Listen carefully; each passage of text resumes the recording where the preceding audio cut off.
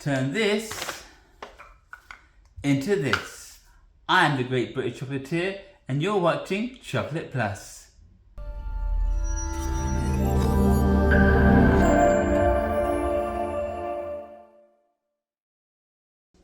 Hello and welcome to another episode of Chocolate Plus.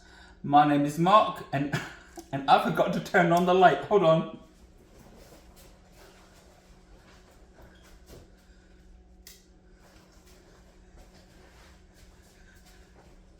I gotta remember to stop doing that. Anyway, hello and welcome to Chocolate Plus. My name is Mark, aka the Great British Chocolatier, and today we're going to be making a chocolate heart box for Mother's Day. Here in the US, it's Mother's Day on Sunday, so we're going to be using some milk chocolate right here. You know the drill. 30 seconds each time, stir 3 times, and then we're going to pour it into the mold here. What's important with these molds is to buff out the insides of the mold in the crevices here. These you can pick up, I'll put the link in the description.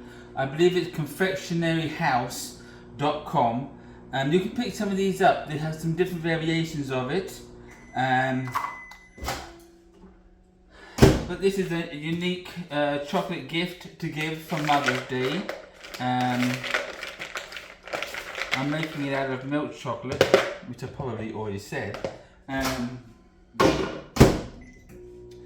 was I going to say? And I forgot.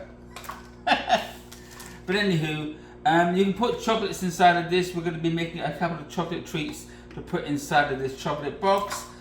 Okay, second round, I had to cut a bit because I went on a bit too long.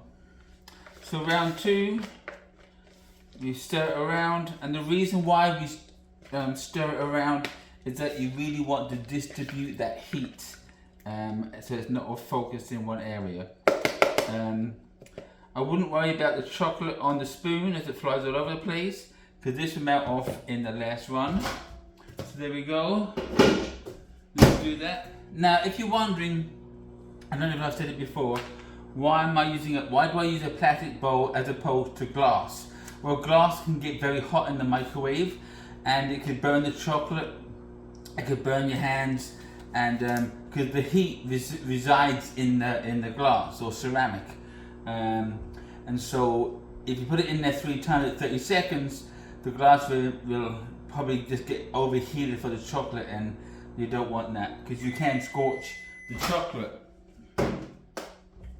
So that's round 3, and as you see, it's nicely melted. Of course, now I've got to get the chocolate off the spoon, and all that requires is just a lot of stirring,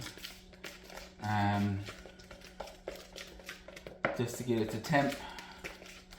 And of course, as you know, with candy chocolate, there's no tempering with the chocolate, making sure that it's at the right temperature, because they've taken out the cocoa butter and replaced it with a vegetable oil. And there we go. So that's what you're looking for, that nice consistency of nice smooth chocolate there. You saw there's a little lump in there, but like I said, you stir, and the residual heat that's in the chocolate will melt the remaining chocolate. Now I have 2 of these, and as you see, it doesn't fit flat this side, so I use another one like so, and I pop it into the fridge. Unless you can find something else that's the right height, and it will, but I'm only going to be making 1 today. And of course you can make as many as you like, and with these all you do is you just pour it in like so, and it falls all into the crevices. Let me show you, like so, and You want it to get it right up in there and soft. And there we go. Now we're gonna put chocolate in the lid.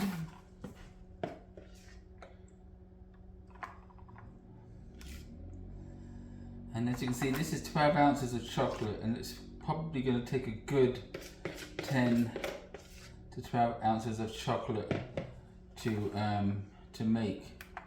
So really is a lot of chocolate going into this. And of course, once all the chocolate is in, we're going to tap it, because we want to get all those air bubbles out of the all those air bubbles out of the chocolate. So and you just gently tap it like so.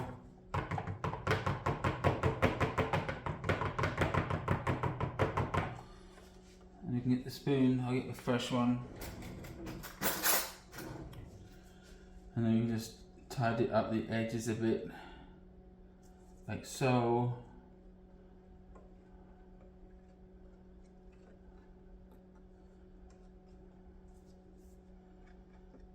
Now normally I would use my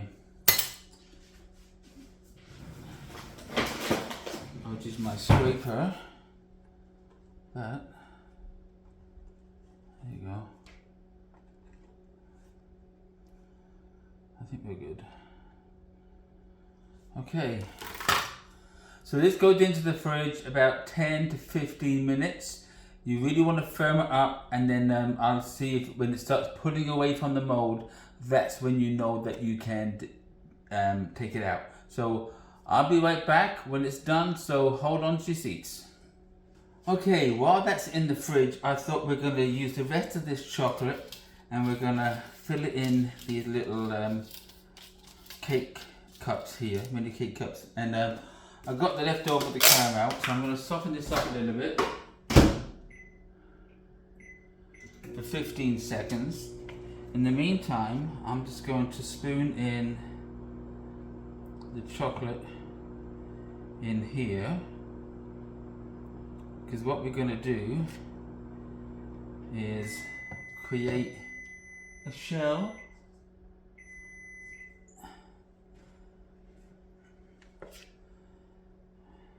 Oops. Oh boy, see, making a mess. But that's okay, no stress in making chocolate. Alright, so now this might be better if I had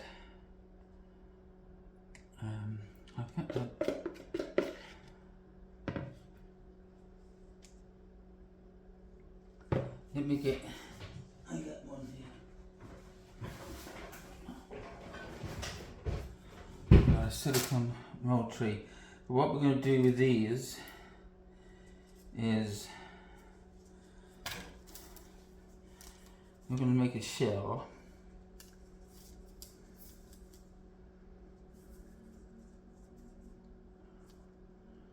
We're going to fill these up with some caramel.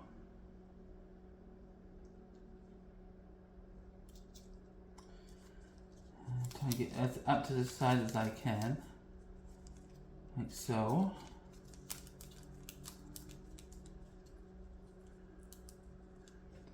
Then when I come up with that, I should always, when I have an idea, I should always test it out first, but I don't.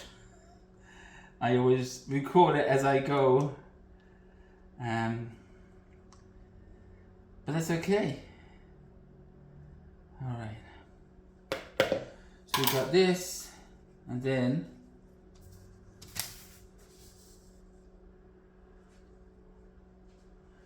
we're going to dump it out a little bit. In fact, that's not going to work, so let me put them in here.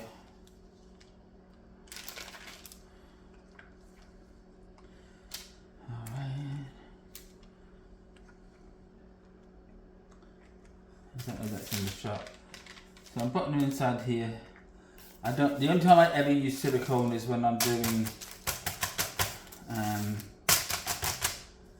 hot chocolate spoons, and I'm gonna just take out the chocolate, I think, from here, and it makes a mess everywhere.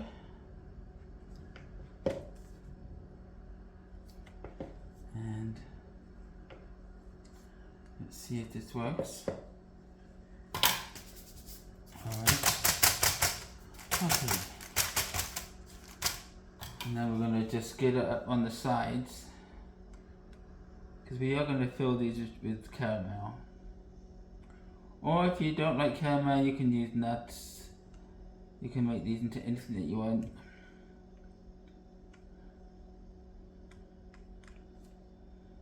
And because the chocolate is kind of cold, it's setting up fast. So let's take this out. 15 seconds was a little bit too warm because it's hot, so that's okay.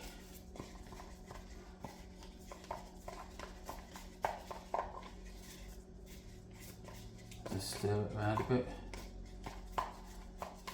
Again, we're distributing the heat in the caramel that we had, and all we're going to do is make a small ball and put it in the cup.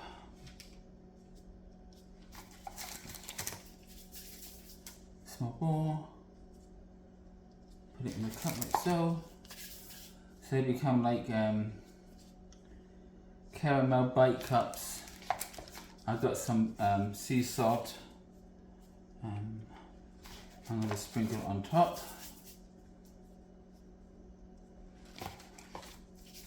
And my wife absolutely loves sea salt caramels, so I'm sure she'd appreciate these. And there we go. It's going to look a little bit messy, but when the chocolate ore gets harder, you're not going to see these imperfections. And since there's all the chocolate is hard,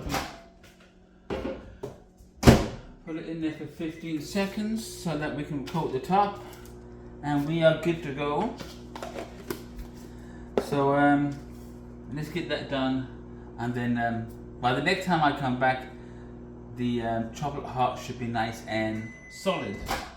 Alright, so okay, let's do that again, 15 more.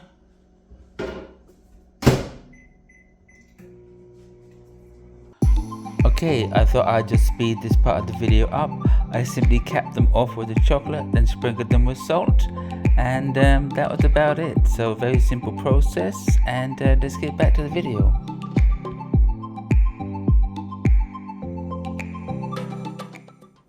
And that should be good. Alright, let's put these in the fridge, and we'll be back when everything's all set. So be right back.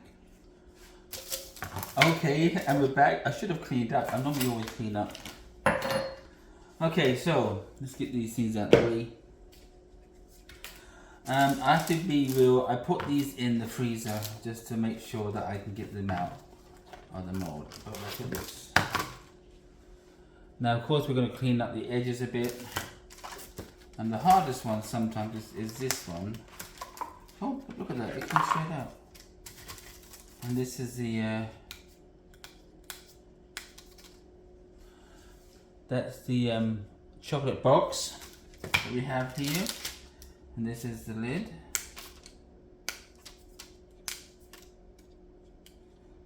And we have here let me get my tray. Hold on. In fact, I've got a famous red tray here. Get this out of the way. Get this out of the way. One good thing about chocolate is that it's very easy to clean up. And we try not to waste chocolate, but sometimes you've got to throw a little bit out. And there's it, you know, that's excusable. Okay, we got our chocolate treats here, and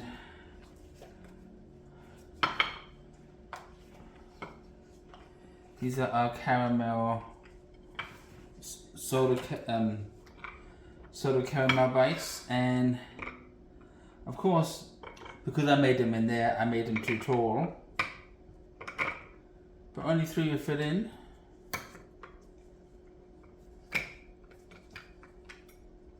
But it really would fit on the top. But look at that. Isn't that wonderful? You got your chocolate box, chocolate goodies inside.